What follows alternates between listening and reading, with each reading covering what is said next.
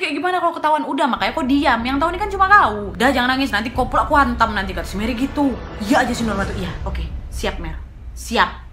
Hai assalamualaikum warahmatullahi wabarakatuh. Terima kasih sudah klik video ini. Oke, sebelum aku mulai kisahnya, aku mau ngucapin terima kasih banyak buat wa yang udah request via DM Instagram aku. Dan memang jujur request yang paling banyak di minggu ini adalah kasus pembunuhan balita di Sawah Besar yang pelakunya ini adalah anak yang masih di bawah umur yang terinspirasi dari film-film kriminal. Aku paham kenapa kalian minta aku bahas kasus itu, karena kan memang channel ini tuh khusus kisah kriminal, konspirasi, horor gitu kan. Nggak salah, tapi aku minta maaf aku tidak bisa membahas video itu di channel ini karena seperti yang kalian tahu, ini kisahnya masih baru kali, Ini aku ya pribadi kayak nggak etis aja aku bahas ini demi konten, sementara keluarga korban masih sangat berduka, keluarga pelaku masih sangat shock, dan aku juga yakin kasus ini tuh belum komplit gitu loh, masih dalam pemeriksaan tim kepolisian kan. Jadi dibanding aku bahas kasus itu di sini, lebih baiknya aku ngajak kalian untuk sama-sama berdoa, semoga keluarga korban diberikan kesehatan dan kesabaran yang berlimpah-limpah dari Allah, dan yang jelas kasus itu jangan pernah terjadi lagi. Memang nggak bisa kita hindari yang namanya maut, tapi kita sebagai makhluk sosial kan juga bisa sama-sama peka, sama-sama peduli dengan lingkungan sekitar. Seperti contohnya channel ini. Aku juga ada kebimbangan gitu loh, Ya kan kalian tahu, itu anak masih di bawah umur gara-gara nonton film. Ya memang walaupun YouTube ini video bukan film, tapi kan sama-sama aja terinspirasi dari kisah-kisah kriminal gitu loh. Aku tahu beberapa penonton-penonton di channel aku ini juga usianya kebanyakan dari 18 sampai 40 tahun. Dan memang di beberapa video-video aku yang agak sadis, aku selalu menetapkan batas usia di sana. Tapi walaupun kayak gitu, channel kriminal kan gak cuma aku aja, masih banyak nih channel-channel yang lain. Belum tentu juga mereka pakai batas usia. Dan juga aku tahu beberapa wak-wak di sini ada yang punya kebiasaan di saat memang mereka lagi sibuk, entah sibuk masak, entah sibuk kerja, anaknya dikasihin tonton YouTube gitu kan. Mungkin kalian harus lebih bisa peka akan hal itu, perhatikan. Dan ada juga YouTube for Kids kan, pakai aja itu. Karena kita nggak pernah tahu nih, channel-channel kayak gitu tuh nggak akan ada batasnya. Jadi yang jelas peran kita harus lebih selektif untuk tontonan anak-anak di bawah umur, entah itu anak kalian, adik kalian, saudara kalian, supaya mereka ini bisa terhindar dari hal-hal yang mungkin bisa disebabkan dengan nonton-nonton yang sadis-sadis itu. Dan alhamdulillahnya sekarang YouTube udah nggak sebebas dulu. Seperti yang kalian tahu kalau kalian nengok story aku kemarin, salah satu video aku yang John F. Kennedy sekitar 7 bulan yang lalu itu dihapus sama mereka, ya gara-gara itu, gara-gara sadis. Aku juga lupa ngeblerin tuh. Gitu, ya, mohon maaf nih nggak bisa aku bahas. Jangan selek pula kita gara-gara ini, Tapi tenang aja, sebagai gantinya aku akan ngebahas kisah yang kurang lebih hampir sama dengan kisah si Ade ini. Dan memang kasusnya si Mary Bell ini udah jadi kayak rahasia umum lah, apalagi untuk kalian pecinta cerita-cerita kriminal pasti udah nggak asing dengan nama ini. Ditambah lagi kalau kemarin-kemarin psikopat yang selalu aku bahas itu psikopat laki-laki, perempuan gitu kan. Belum pernah kan aku bahas psikopat anak kecil. Inilah si Mary Bell ini. Si Mary Bell ini sudah melakukan pembunuhan kepada 2 anak kecil di saat usianya masih 10 tahun. Lebih muda lagi dari yang Sawah Besar itu kan. Oke, sekarang kita akan langsung masuk. Oke, sekarang kita akan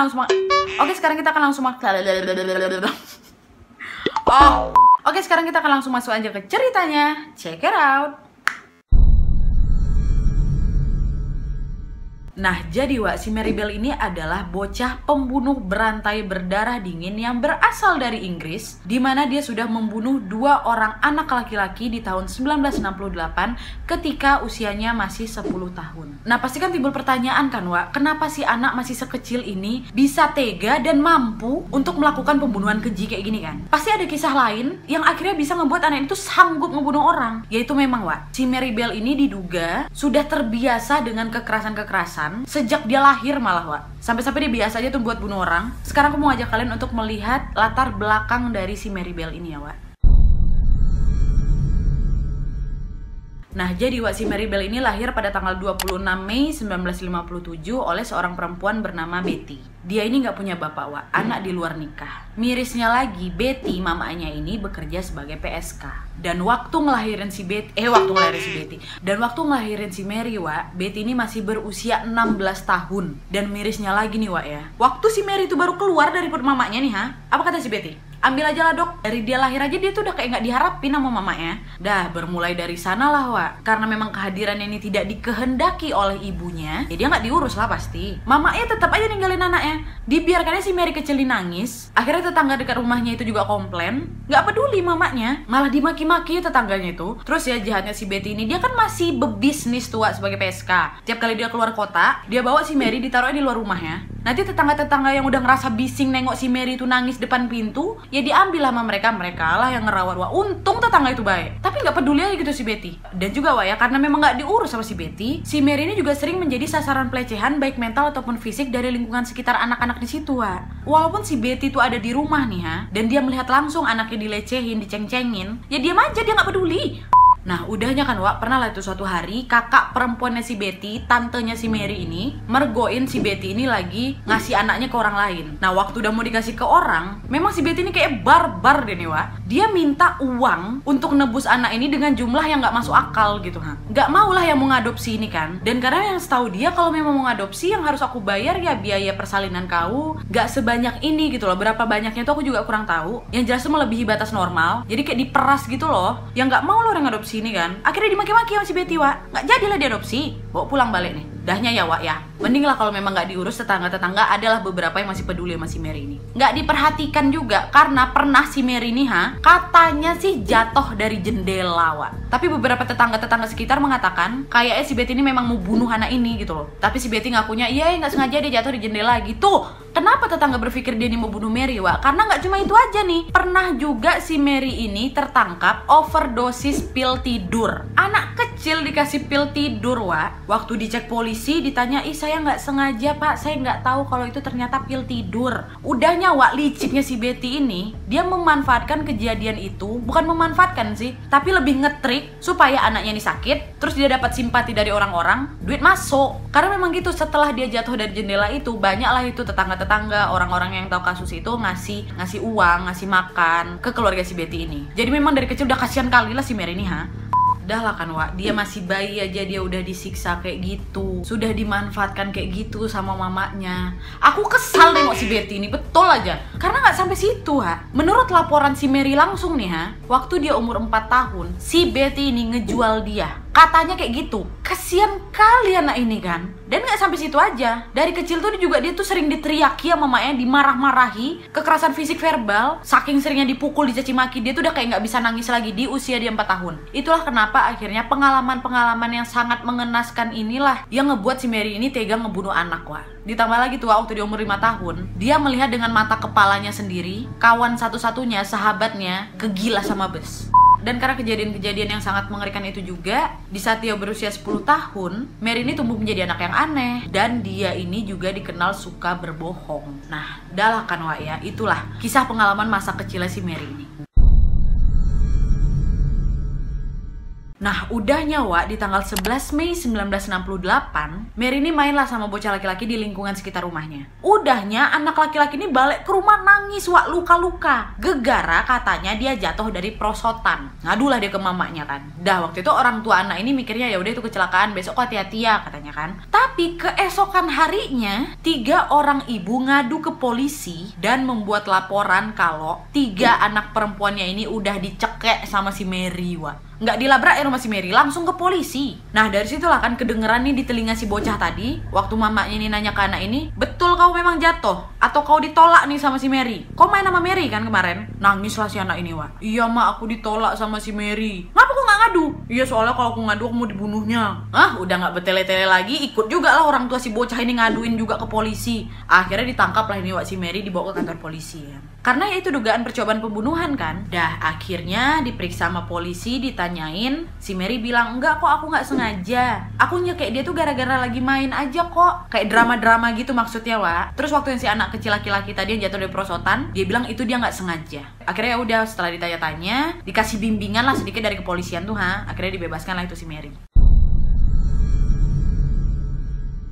Nah, udahnya Wak, beberapa hari kemudian nih tanggal 25 Mei, 1 hari sebelum dia ulang tahun yang ke-11, disinilah kali pertamanya dia membunuh. Siapa yang dibunuh? Jadi gini, sebelumnya nih Wak ya, di lingkungan sekitar itu, Mary ini memang lebih dikenal suka bergaul dengan anak-anak kecil dibanding anak seusianya dia. Jadi sialnya di tanggal 25 Mei itu, si Mary ini ngajaklah seorang bocah laki-laki bernama Martin Brown untuk bermain ke sebuah rumah kosong, tidak jauh dari kediamannya. Nah, udahnya lagi main-main kayak gitu, hampir sama nih sama si adik ABG itu, dicekek ya si Martin Wak, sambil melihat tatapan terakhir si Martin, sampai si Martin itu meninggal Wak. Nah udahnya ditinggalkannya si Martin Wak, keluar dia dari rumah itu tuh, pergi dia ke rumah kawan yang namanya Norma Bell. Udah main aja gitu kayak biasa.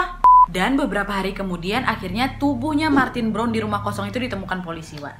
Diperiksa lah sama kepolisian kan. Waktu itu polisi agak bingung nih nemuin pelaku, karena di tubuhnya si korban ini ditemukan tidak ada tanda-tanda kekerasan yang jelas. Bahkan sidik jarinya si Mary Bell ini juga tidak ditemukan di lehernya si korban. Tapi polisi menemukan ada sebotol obat penghilang rasa sakit yang sudah kosong berada di sekitar tubuhnya si Martin itu, Wak. Karena tidak adanya informasi yang cukup, akhirnya polisi menyimpulkan bahwa si Martin ini meninggal karena kebanyakan nenggak obat tadi. Aku nggak ngerti nih kenapa akhirnya tidak dilakukan otopsi atau pemeriksaan lebih lanjut. Keluarganya pun sudah menerima kematian si Martin. Akhirnya kematian si Martin ini dianggap kecelakaan. Nah waktu itu, Wak, keluarga si Martin tuh gak menyimpan curiga sama siapapun. Mereka tuh udah kayak ikhlas aja gitu dengan keputusan kepolisian kan. Sampai akhirnya dia nih agak curiga sama si Mary karena beberapa hari setelah kematiannya si Martin, kan keluarga masih berduka lah itu kan. Pada saat itu juga gak banyak, Wak, anak-anak kecil yang datang berkunjung untuk melayat. Udahnya Mary Bell datang lah ini ngetok pintu, tok tok tok. Dibukalah sama mamanya Martin kan, cekrek. Dia kenal sama si Mary nih. Mary nanya dengan santainya, Wak, "Mana Martin?" Dahnya Mama Martin ini ngomong lah, menjelaskan dengan sangat lembutnya. "Nak, Martin udah pergi, Martin sudah meninggal. Doakan ya semoga Martin." Gitulah. Disampaikan dengan sangat lembut gitu sama mamanya. Terus apa kata si Mary? "Iya kok aku udah tahu, aku cuma mau nengok dia dalam peti mati aja." Kaget mamanya kan, kesal dia. "Wah, aku pikir kau datang mau nyampein bela sungkawa, malah mau ngeledek anak aku kok ya." Karena mama itu mikir kok kayak gini respon si Mary. Santai aja gitu loh, Wak. Gak nangis, malah petantang petenteng gitu, ha? Dah kira kesal mamanya dibantingnya itu pintu depan Mary, Wak. Aku pun kesal. Hal ini tuh baru disadari sama mama si Martin setelah si Mary ketangkap, Wak. Oh, pantesan ya waktu itu dia kayak gitu. Memang sakit anak ini gitu. Dahnya kan, Wak, beberapa hari setelahnya berperangnya lagi si Mary nih, Wak. Diajaknya tapi si Norma Bell tadi itu loh, temennya. Dia bilang ke si Norma, "Kita main-main yuk sama anak TK," katanya gitu. Karena memang sasarannya anak kecil terus loh, Wak. "Main apa, Mer?" kata si Norma kan. "Udah, aku ikut aku aja," katanya gitu. Pergilah mereka nih ke sebuah taman kanak-kanak tuh, Wak. Dahnya waktu mereka nyampe, si Mary ini datang gilanya. Anak-anak TK tuh lagi main lah kan, Wak, di taman bermain mereka tuh. Diacak-acak, dijambak-jambaknya rambut anak ini, ditarik-tariknya baju-baju anak ini. Nangis-nangis lah anak kecil itu. Si Norma pun ikut-ikut dia aja. Ketawa-ketawa mereka kan anaknya nangis. Akhirnya datanglah guru, ngebubarin mereka ini kan. Dan setelah diperiksa, ada nih, Wak, anak kecil dari TK itu bilang, "Bu, ini apa bacaannya?" Dia ngasih kertas ke gurunya. Nah ini kan belum bisa baca. "Kertas apa nih?" kata gurunya kan. "Itu kertas kakak itu tadi ngasih." Dahnya waktu dibuka, Wak, apa tulisan kertas tuh? "Kami yang sudah membunuh Martin Brown dan kami berjanji akan membunuh lagi." Terkejut lah guru itu kan. Akhirnya dikasih lah ke polisi, Wak. Waktu itu polisi mikirnya, udahlah Bu, itu cuma bercandaan aja tuh. Gertak-gertak aja tuh nya. Kalau anak itu datang berperangnya lagi, baru aduin lagi ke kami, nanti kami tangkap. "Udah nggak apa-apa, jangan kepikiran," kata gitu. Bagusnya sistem keamanan TK itu dipasang tuh sama mereka sistem alarm tuh untuk menjaga anak-anak di TK itu. Dan kejadian ini tidak dilaporkan oleh guru-guru ke orang tua murid mereka, Wak. Tapi mereka langsung meningkatkan sistem keamanan di sana. Dan pada saat itu guru-guru juga mengingatkan kepada anak-anaknya kalau ketemu kakak berdua tadi, teriak, laporin sama ibu. Tapi, Wak, walaupun udah dipakai sistem keamanan kayak gitu tuh, masih bandal juga si Mary ini. Dia bawa lagi si Norma, pergi mereka ke TK itu lagi. Memang nggak masuk sih ke TK itu, tapi sekitar ke TK itu, neriak-neriakin anak-anak di dalam itu, kayak diganggu-ganggu lah gitu, Wak. Akhirnya polisi datang kan, diperiksa mereka, tapi karena mereka tidak mengganggu di dalam, mereka ada di luar lingkungan sekolah, dilepaskan nih.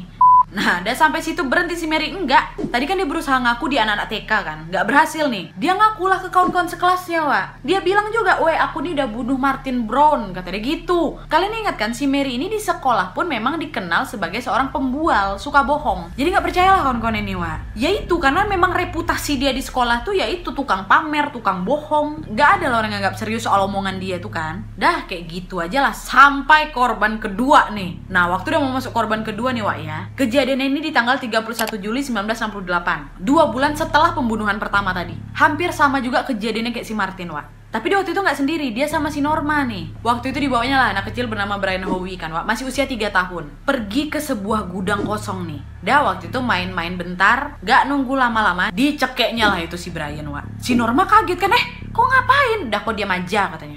Macam-macam kok nih selanjutnya, kata si Mary gitu. Takutlah si Norma ini kan, Wak. Aduh, udah kok tenang aja. Seru nih, coba lihat ya. Gitu katanya, Wak. Udah mati si Brian gara-gara dicekek, Wak. Berhenti dia enggak. Timbul nih kebrutalan dia, Wak. Diapain sama dia, Wak? Diambilnya gunting. Dimutilasinya si Brian tuh pakai gunting, Wak. Dahnya gunting tadi disayat-sayatkannya ke pahanya si Brian. Dan yang lebih sadisnya lagi, mohon maaf, alat kelaminnya si Brian itu dipukulnya, Wak, sampai hancur. Nah pada saat itu Norma mengatakan kalau waktu ngebunuh si Brian itu si Norma ini nangis. Kok nih ngapain sih Mer? Tiap kali dia ngegaruk, tiap kali dia motong, tiap kali dia nyayat tuh ketawa dia. Malah diajak itu si Norma tapi sambil ngeledek gitu loh. Tuh tengok nih seru kan? Nah tengok nih tengok nih wih tengok lah nih Kayak gitu dia ke si Norma Nggak ada otak si Mary ini sumpah. Dan tubuhnya si Brian itu disembunyikannya di tumpukan-tumpukan beton. Nah udah puas dia kan? Udah weh jangan nangis kau, udah yuk balik kita. Kata dia kayak gitu. Weh ini kayak gimana kalau ketahuan? Udah makanya kau diam, yang tahu ini kan cuma kau, kata si Mary. Dah jangan nangis, nanti kau pula aku hantam nanti, kata si Mary gitu.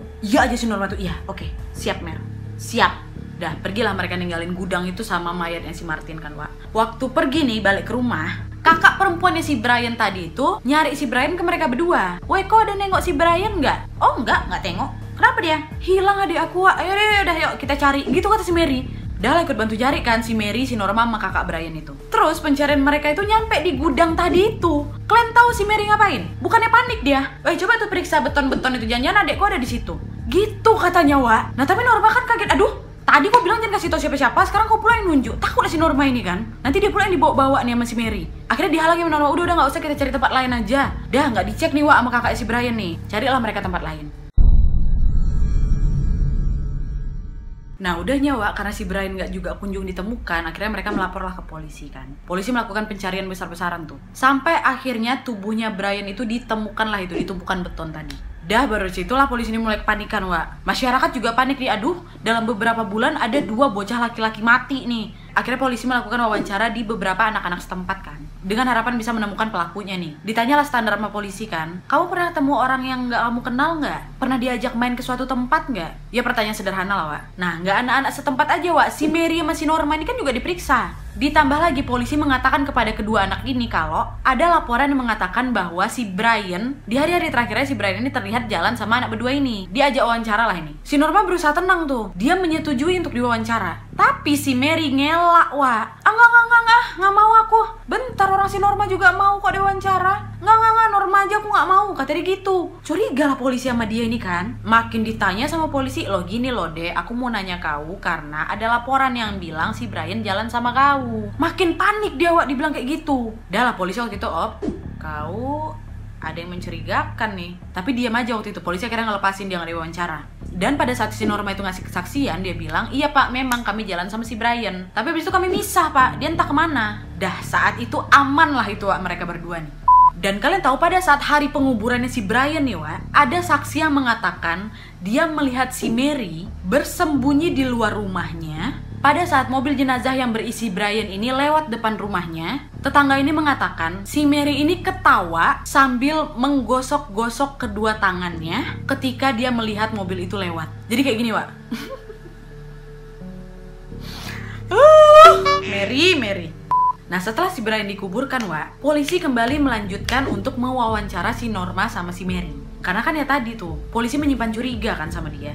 Kenapa harus mengelak sementara temennya mau aja? Dan ditambah lagi waktu tubuhnya si Brian itu diperiksa, ada goresan dari pisau yang menunjukkan inisial M. Panggillah si Mary sama si Norma nih ke kantor polisi untuk pemeriksaan kedua kan. Nah waktu ditanya mulai mengarang cerita si Mary nih. Dia bilang lah, pak waktu itu aku pernah lihat lah ada bocah nih umurnya sekitar 8 tahun lah pak, dipukulnya si Brian tuh pak. Kapan kau tengok? Ya itu pak waktu hari dia mati. Nah terus bodohnya si Mary ini dia bilang nih, waktu itu juga saya lihat bocah itu bawa gunting yang patah gitu pak. Keceplos si Mary Kenapa? Karena pada saat itu polisi tidak pernah menyebut soal gunting. Karena mutilasi dengan gunting yang dilakukan ke Brian ini memang sengaja disembunyikan oleh polisian di depan pers karena terlalu sadis. Jadi detail soal gunting ini hanya diketahui oleh penyidik dan pihak rumah sakit.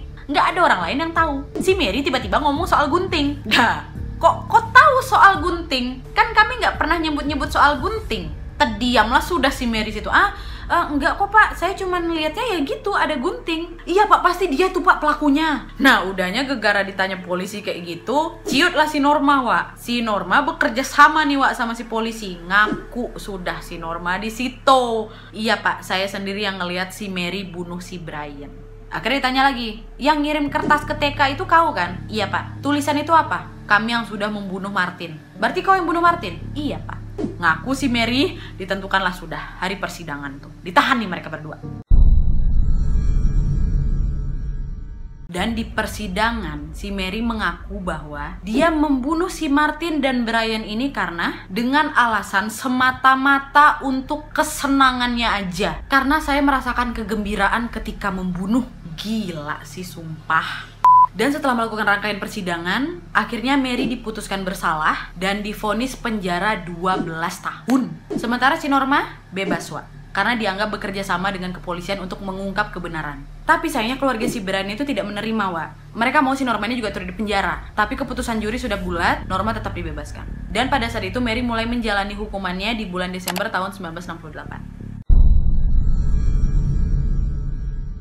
Dan sekarang apa kabarnya si Mary, Wak? Dia kan divonis cuma 12 tahun tuh. Mulai 1968 sampai 1980. Betul, Wak. Bebas dia di tahun 1980. Waktu usianya 23 tahun. Tapi dia itu dibebaskan dengan lisensi atau masa percobaan lah gitu. Yang berarti bahwa dia ini sebenarnya masih menjalani hukumannya dengan pengawasan ketat. Dan selain itu waktu dia bebas juga, Wak, oleh pemerintah dia ini diberikan identitas baru gitu. Untuk memberikannya kesempatan baru untuk melanjutkan kehidupan lah. Dan juga untuk melindunginya dari perhatian pers. Tapi walaupun kayak gitu, setelah bebas dia ini terpaksa pindah ke beberapa tempat untuk melarikan diri karena banyak nih wartawan-wartawan yang masih ngeburuin dia. Gak wartawan aja, Wak, masyarakat juga. Dan akhirnya gak tahan dipindah-pindah lah dia terus.